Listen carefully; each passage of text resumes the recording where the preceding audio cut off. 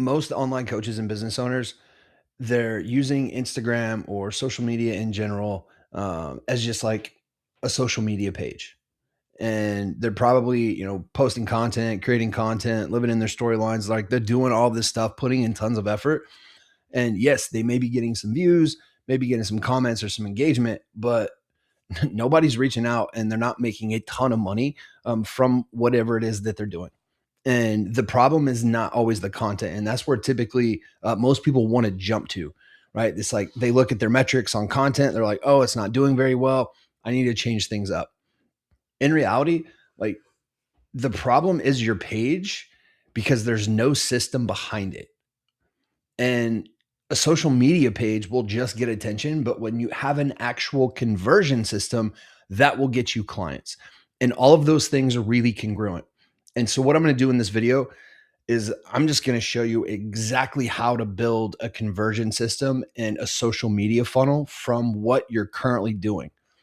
I'm going to walk you through the buyer's journey of your audience, how they actually move through it all, the content structure to take a complete stranger, turn them into a client in the DM conversation and process that actually closes the client, right?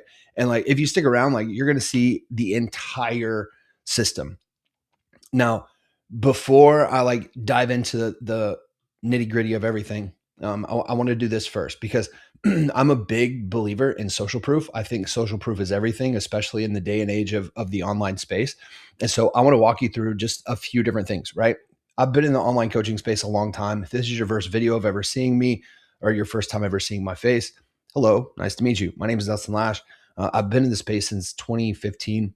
I've worked with well over 2,500 plus coaches, and the majority of them, they were not stuck because they weren't good at coaching. It was just simply they didn't understand systems and they didn't understand the business side of things. And as you can see here, I'll just kind of show you. Um, you know, I'm a practice what I preach, right? Like I've done 410,000 monthly revenues, typically my number. I've done well over this number in regards to since I've been in the online space. This is just from one account. I've spoke on some stages. I've been in CEO Weekly, US Reporter, Media Magazine, Entrepreneur Magazine, like several different things, right? And so the thing is like this isn't just from my perspective; it's coming from other people's perspectives as well. And so, before I walk through the entire thing, this doesn't only work for me. Okay, here are a few of the different people that have either one worked with me or they've been in close proximity to me at some point, working in some capacity together. And I've got coaches that come in like these are the best. This is someone my CSM was talking to this client, and when people say, "Hey, he honestly changed my life," dude, that means everything to me. That's why I enjoy doing what I'm doing. This client sent me a text. Hey, bro, this is how much money I made since I met you, over $1 million. Right? We got clients that close $18,000 in 9 days. He doubled his revenue just utilizing this system. Again, ready to break down and show you all of it. This is my boy Dylan. Dylan has a great story. If you've never seen any of my stuff before, he was working at Amazon, making like $600 every 2 weeks. Came in, we built a coaching business together, scaled him to 75,000 a month. Here's Dylan again. He got a Rolex. That was a super proud moment for him and myself. I got guys doing over 200,000 a month, people doing 50, 60,000 a month. And so as you can see, it works time and time again. I'm sure you get the point by now. They're not just flukes. This just doesn't randomly happen. I've had, like I said, well over 2,500 people that have done this. And so as I kind of walk you through this is the first piece that I really want you to understand on a fundamental level, right? This is the concept that I need you to kind of grasp. Right now, your page probably looks something like this, okay? Now, this is my account. I had 93,000 followers, 947 posts, and the posts and the content that I was creating, even though I was running a coaching business, I was creating posts to go viral. They were just meant to entertain, some talking head videos, some education, but there wasn't really any direction. And so people would land on the page, they would scroll through a couple posts probably, and then they would just simply move on. They might like some stuff, but they would just consume the content and move on, right? What a conversion page looks like is more so something like this. Now, obviously, there are way less followers on this account, but believe it or not, this account makes way more money than this account did. Okay. And so if you look at kind of the structure of this one, like building, scaling coaches and consultants, very vague, it's very vague. Versus this one, turn social media into a conversion system. Hey, that's me. That's what I do. Right. 15 million plus online, 2,500 plus business owners scaled, identity, behavior, belief, and business. That is kind of my philosophy, and that I run people through that come in and work with me one-on-one. And, from the naked eye, or people, that don't really have a ton of context around it, if you strip out the emotion, people will typically look at these two pages and immediately say, oh, this one is successful. This one's making more money. But that's just service level thinking, because the thing that actually matters is what audience really responds. Like, who do they trust more? Who do they buy from? Or do they just sit there and just randomly watch the content? That's the piece that matters. And so going kind of through this process, like when someone lands on your profile, they've got 3 to 5 seconds to know exactly who you are, what you do, what problem you help them solve, and what it is they need to do next. Like, your profile is either a revolving door or it becomes a funnel. And right now, for most online fitness coaches, business coaches, anybody in the coaching space in general, it is just simply a revolving door. And it's not because you want it to be that way. It's just because you don't know any better. And so the fix isn't always just a better bio. The fix is the actual system itself. And it starts with understanding how people actually buy. Like, when you understand how people buy, then you can reverse engineer the entire thing. And so I'm going to walk you through what that actually looks like. All right. And so the whole point of this diagram, isn't to show you how to grow. Okay. It is to show you that your follower count means absolutely nothing. We have been conditioned through social media that the follower count, it carries significant weight. It doesn't. Maybe it did in, 2018, 2019, and 2026, it means absolutely nothing. I've had clients, even like Dylan. Here's another, screenshot of Dylan, right? He had his calendar full. He did like $21,825 that specific day. And people like Dylan had 870 followers on his Instagram page, does 75,000 a month in revenue. Easy.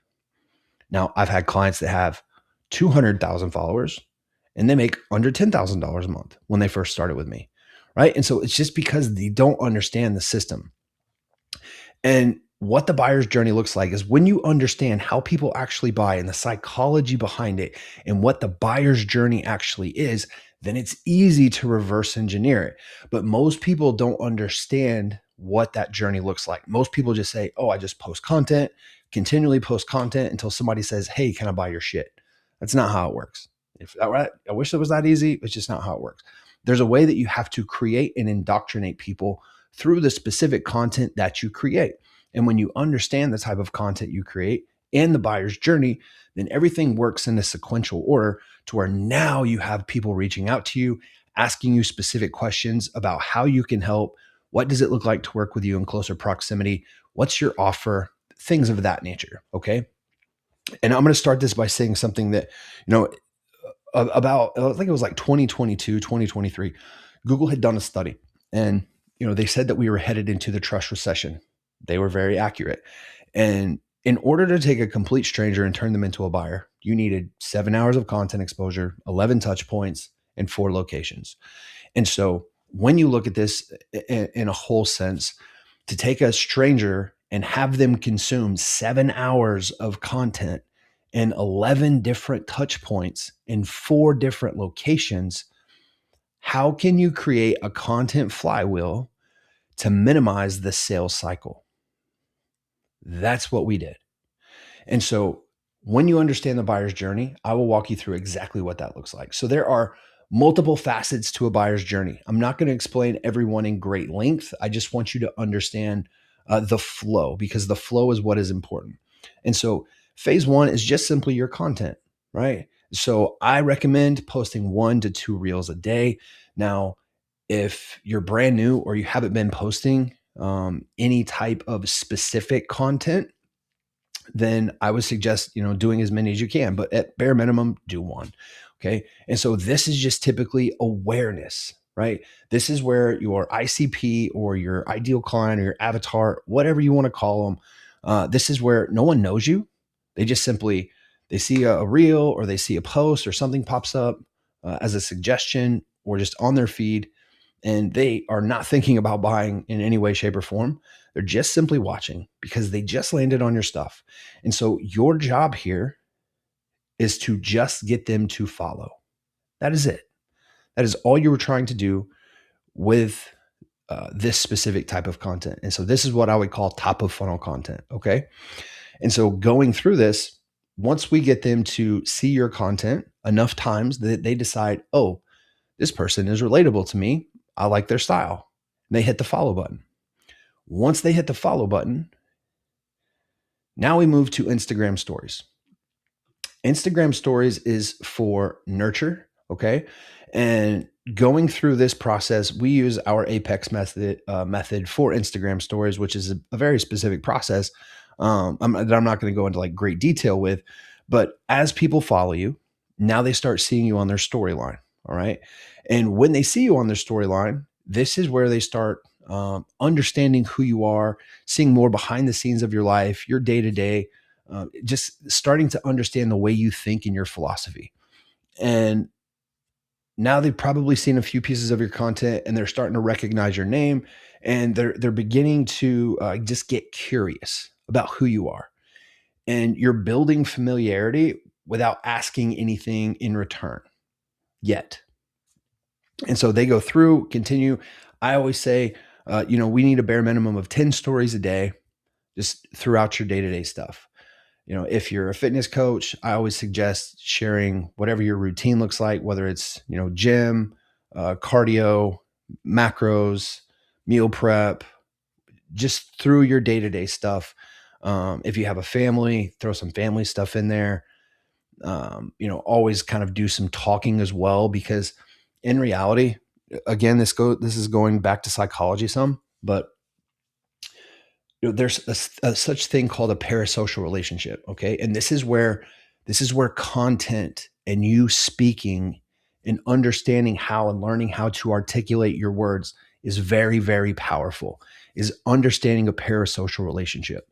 And, the study that was done, they said that with a parasocial relationship, the same neurons that fire in our brain when we see someone face to face, whether it is a friend or a family member or someone that we know, and we're having a conversation face to face, those are the exact same neurons that fire in our brain when we see someone talking on a screen.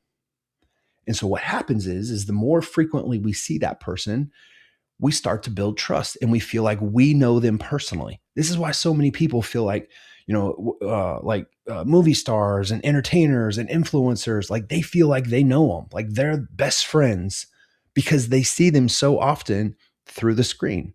And so this is what you're doing by just being in your storyline, showing them the behind the scenes of your life, not the highly curated, edited type content, but just like you, raw, natural, vulnerable, mistakes you make, all the good stuff. Like that's what people want to see. And so that's what you're utilizing stories for. And then from stories, next you have YouTube. So YouTube is for creating sales assets and for building trust. So going back to what I said before about the 7-11-4 rule, the Google study, if you think 7 hours of content exposure, that is a lot of short form content at 15, 30-second reels. And so how we minimize that sales cycle, utilizing YouTube, long form content. This becomes a loop. And so with YouTube content, YouTube is where you're building a ton of trust and you're starting to build belief. And like people have seen you on short form content for a little bit. You send them over to YouTube, and this is where they start thinking like, okay, this person really understands this thing that they're doing. And they start connecting with your content, or they start connecting your content to their real plot problem. And people that go to YouTube, they're on YouTube for education. Not very many people go to YouTube for just simply entertainment. That's what social media is for. And so when you can create a loop between short form content to long form content, now they're being indoctrinated and they're spending way more time with you than they would just through a bunch of short content. Okay. It's like the things that you do inside of your YouTube matter, the language that you use, the methodologies, the way that you think, the way that you kind of break things down and educate and teach. All of that matters in YouTube because they're getting to know you on a different level. Anybody can go through and create a viral piece of content that takes 30 seconds and gets a million views. Anybody can do that. Not anybody can go on, have a YouTube video where they speak for 30 minutes, 45 minutes to an hour, breaking down a specific way that they do something by their unique way of thinking and being able to educate someone else on how to do it as well. Right. And so that's what YouTube is for. You're not talking to the symptom, you're talking to the pain and to the belief underneath everything. And we're doing that through YouTube. This is how you're able to overcome so many objections before you ever get on a sales call by just breaking down limiting beliefs through videos. And then from YouTube, now we're moving people back to Instagram or back to your social funnel. And this is where now they're starting to enter the buying pocket and they're going to be a little more curious. They're going to start sending DMs, asking questions. And so now they've kind of made the decision to start moving towards you. They're not buying yet, but they're watching you very, very closely because they're consuming more content. They're watching your stories all the time. They're reading your posts more carefully. They're watching your YouTube videos. And the content that you put out in this phase will either close the gap or create more doubt. Okay. And so when you get those DMs from those individuals, they're going to be asking kind of, specific questions like not necessarily, hey, what does it look like to work with you? But, hey, I saw your video around XYZ. What do you think about this? And this is where you just kind of provide value and continue to engage in conversation. From here, now you move into the next phase. Now we move into more of like the sales side of things. Okay. Now, this is where they're going to get results mentally because they've already started justifying the decision internally about why they should do the thing. And they're looking for a reason to say yes. What puts you in front of them is testimonials, specific outcomes. You're either going to confirm their thoughts that they're already having, or you're going to kill the thought that they're already having. And so this is where, we kind of utilize our frameworks from our 8-figure closer system. And then you move on and now it's like, cool. They become a client, right? This is a separation piece. They become a client and they get the results. They refer somebody. They're no longer in the audience. Now they're in your ecosystem. And this is the overall goal. Now with fulfillment, you have to utilize systems right here. Okay. This is where your business either compounds or you're consistently going from 20,000, 30,000, 50,000 to zero every single month. Like that's what happens if you don't do this correctly, because with the fulfillment, like if you have no testimonials, no referrals, no sales assets, you have no retention, and it becomes very, very hard to scale because you're not actually solving the problem. And so most people only obsess over content and they ignore fulfillment and delivery, which will absolutely kill a business. And this is why I see so many coaches pop up, every couple of years, is just because they're pretty good at creating content, but they absolutely suck at delivering results. And then you lean more into like the LTV and retention phase and all that good stuff, which I'm not going to get into, but this is just more of, creating the lifetime value and holding retention of the people that you come in just by providing great results for them. Okay. Now, here is what I call a trifecta system. This is the entire piece that I want you to kind of take notes. As I'm speaking and walking through this, I want you to think to yourself, how can I take this information and how does this apply to me directly in what in the specific thing that I do? Okay. And so I don't care if you're a fitness coach, a dating coach, a relationship coach, a business coach, an info coach, an e-com coach, a real estate coach. Like this works for anything, but it has to be applied to your specific situation. And so here's what this looks like. With the trifecta conversion system, you have 3 points, given the name trifecta. You have attention, identification, and conversion. And so the first big piece I want you to understand is there's something called TAM. TAM means total addressable market. Okay. And so that defines the total demand for a specific product or service. And, you know, let's say for a fitness coach, for example, which I'm going to give you a ton of fitness coach examples, but for a fitness coach, this could be people that want to lose weight. It could be people that want to build muscle, people that want to feel better for health and longevity, people that want more energy, people that want more confidence. And so as you can kind of get the point, this market is enormous. It has millions of people inside of it. But inside that massive market, there are different levels of awareness. And most people are not ready to buy coaching. They're just not there. And this is where the strategy piece comes in. Your content needs to be able to speak to all levels of awareness, not just one, or not just the ones that are ready to buy.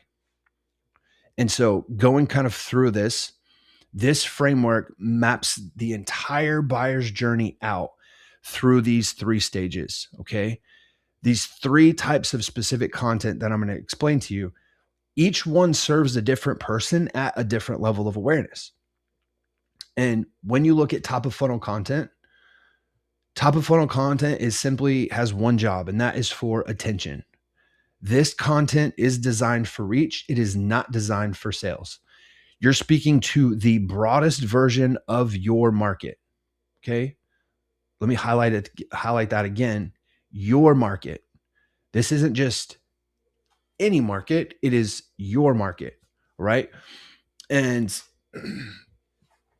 going through this, kind of like I said, like, you know, there's different levels of awareness, but I want you to think of your content as just, you know, very simple, repeatable, relatable, high emotion, just big problem, broad audience. Okay. I'm just trying to make this as clear as I can for you. And so with top of funnel content, again, this is just for attention. This has the highest TAM meaning it has the broadest piece. And so again, this will not bring you clients. I want you to think of like people who are just scrolling, people that, you know, just kind of found you on an explore page, or maybe you used a keyword inside of the captions and it triggered the algorithm to put it in front of them. There's different things. These people do not know you. And all 3 of these types of content have a different structure to them. And so for top of funnel content, the structure should be hook, problem, contrarian insight, and then a simple takeaway. We're not doing a bunch of teaching here. It's just a simple takeaway. And what, an example of this would look like is, why most people regain weight after losing it. Why dieting harder is making you more fat. Why motivation is the worst fat loss strategy, right? Like this is, as you can see, is very broad. It's not being super specific. And then from here, the content will grow your audience, doing more top of funnel content. Where I typically see people kind of get lost is they will only focus on top of funnel content to only try and get more views, more reach, more followers, and then they will never get clients from this. Now, after top of funnel content, you move to middle of funnel content. Now, with middle of funnel content, now you're becoming a little more narrow. Okay. So this content is what I call niche content. Niche content means it's speaking to your niche. It's not as broad now. We're identifying the right audience with this. So it will filter out who the message is actually for. And now you're speaking directly to your ideal client. And this is where people think, oh, this person understands my situation, because we're speaking from their perspective and their limiting beliefs and things that they're dealing with specifically. And so with this being a medium TAM, right, you have a smaller, narrow audience, but it's a specific audience that has a specific struggle and they have a specific scenario. This content is to nurture the people that are already existing inside of your audience, meaning they are already your ideal clients. speaking from their perspective instead of your own. And this is the content that will bring you DMs with questions. You will have people responding to these reels, these specific pieces of content, asking you questions about it. And what this structure looks like is a little different. It has hook, an audience identification, a problem explanation, and then authority. So, what that looks like for an example would be why entrepreneurs gain weight when their business starts growing. And so it speaks directly to entrepreneurs. And then the problem is you stop structuring meals and workouts. And then the authority piece is over time, the stress goes up and you prioritize the business over your own health. Now they see that you understand their life through that piece of content because they're like, oh, I'm an entrepreneur. It speaks to me. And then when you explain it in that scenario, like, oh yeah, I do. Like my stress does go up and I just prioritize my business more and I put my health on the back burner. Holy shit, that's me.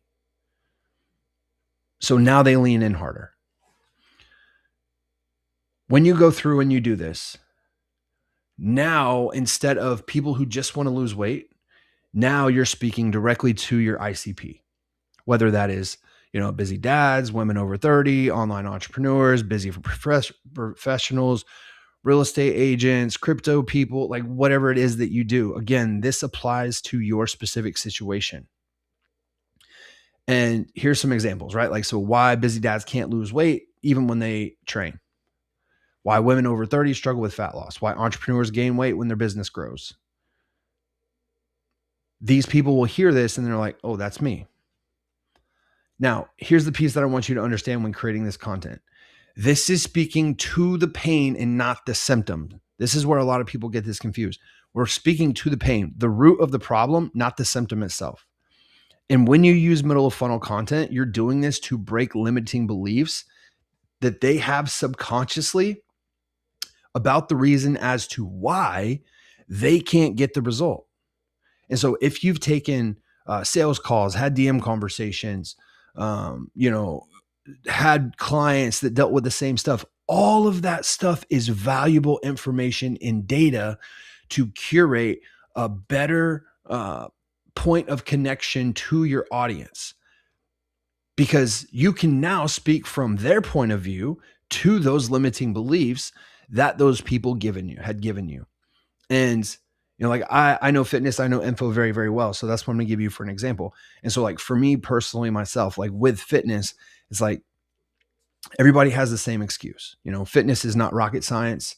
We all know that it takes, having decent blood work, training 3 times a week, progressive overload. 90% of the whole thing is nutrition. Just eat clean. If it fits your macros, it works type thing. And that's it. Like being a caloric deficit if you're trying to lose weight, being a surplus if you're trying to get big. Like it's not that hard, but most people overcomplicate it and they'll continue to tell themselves, I can't do that because no one understands my situation. I work 12 hours a day. I have 2 kids at home and I have a wife. I can't train early in the morning because I can't get up that early. I can't train late in the evening because then I feel guilty because I haven't spent any time with my wife and kids that day. And so I don't do anything. And so I keep telling myself, I'll do it when I get less busy. Less busy never comes. Right? It's always the same kind of excuses. But so when you understand those situations and those limiting beliefs, you can speak directly to those things. And so this is where take the information and the data that you get, ask your clients, ask people in the DMs, what are they struggling with? How long have they struggled with it for? What did they try to do to fix it that didn't work? All of that stuff is data points to use to create content. Okay. Sorry, sometimes I go on tangents just because it's very, very common information that I hear from people all the time. All right. So once this is done, now we move to bottom of funnel content. Bottom of funnel content is micro niche content. Micro niche content, this is the content that is extremely specific. This is where the buying decision happens. Okay. Now you're speaking to someone already aware of the problem.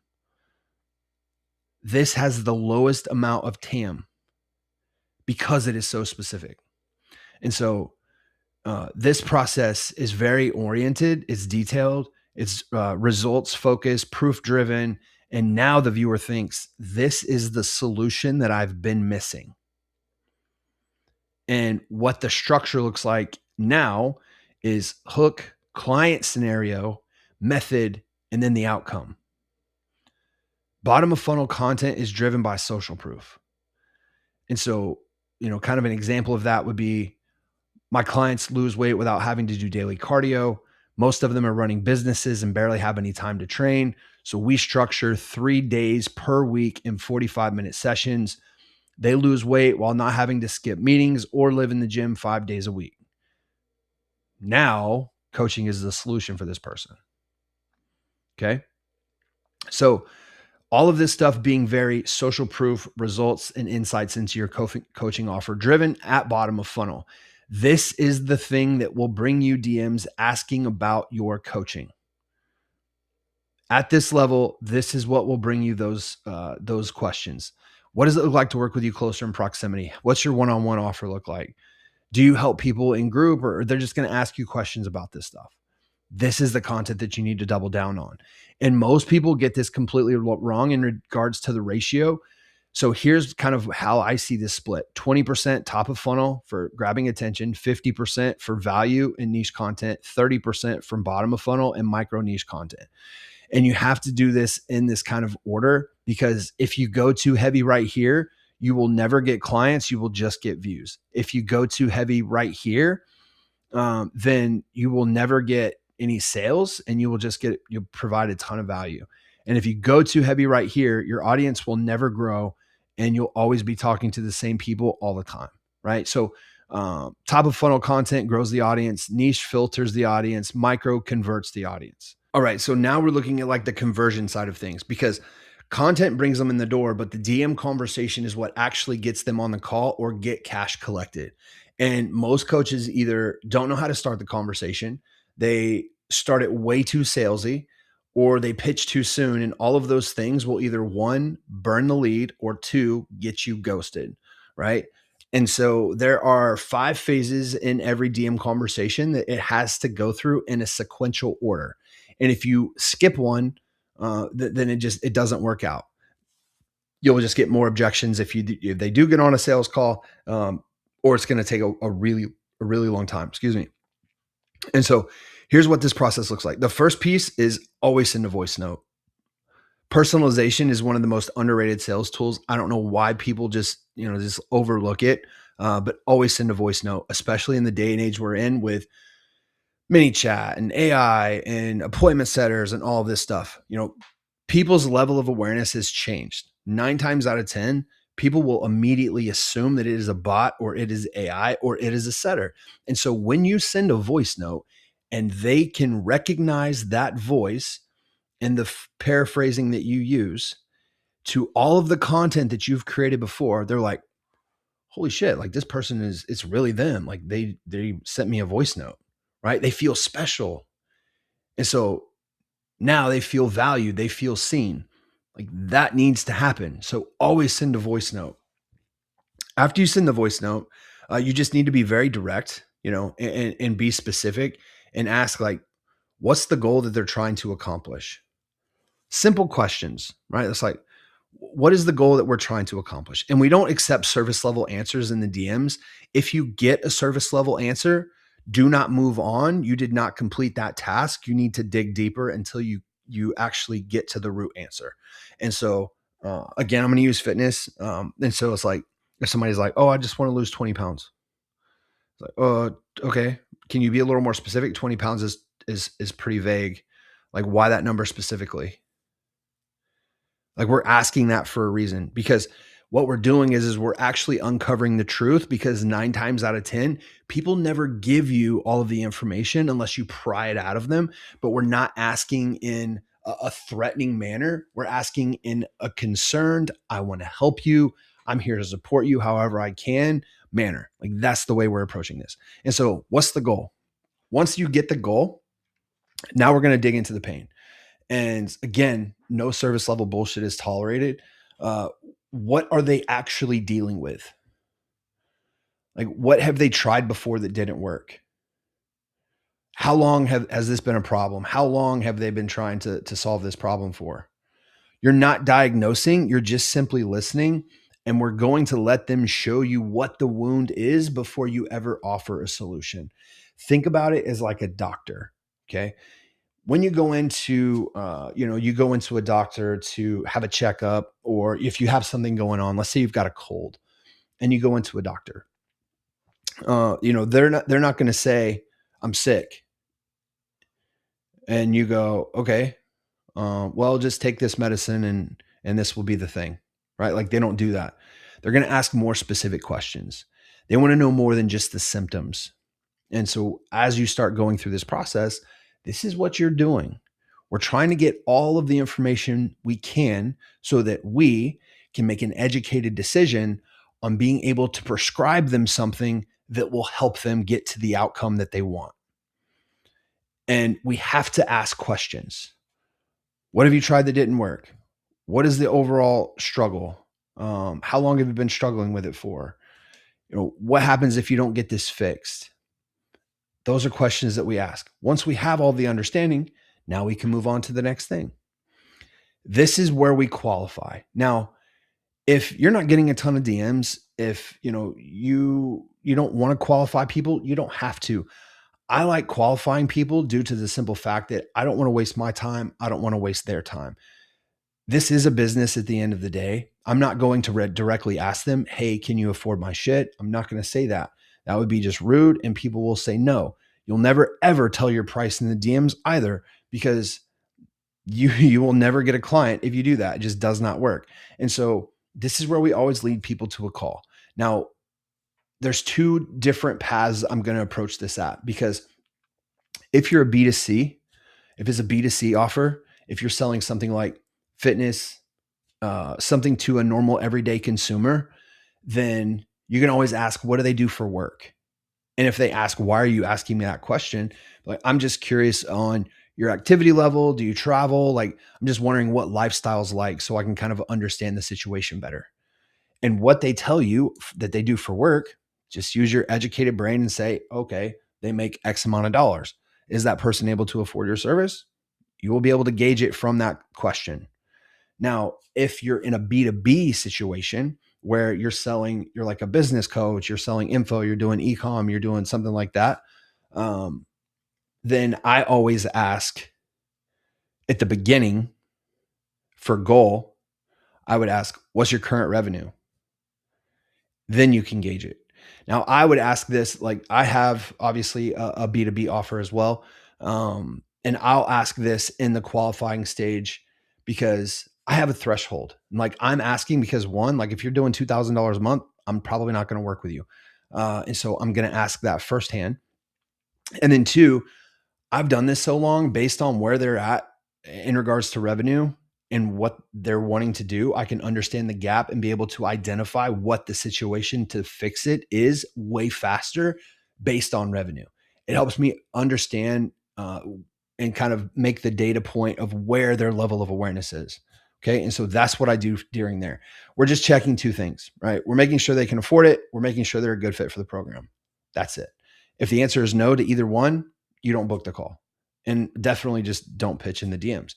And so once we make sure that they're qualified, they can afford your program, they're a good fit, whatever it may be that you're looking for, then you move on to a tie down. Tie down is very simple. Most people skip this, they get ghosted, or they'll get a book call and people never show up. Their no show rate will go through the roof. And so this is, do you want help solving the problem? Stupid, simple question. But do you want my help?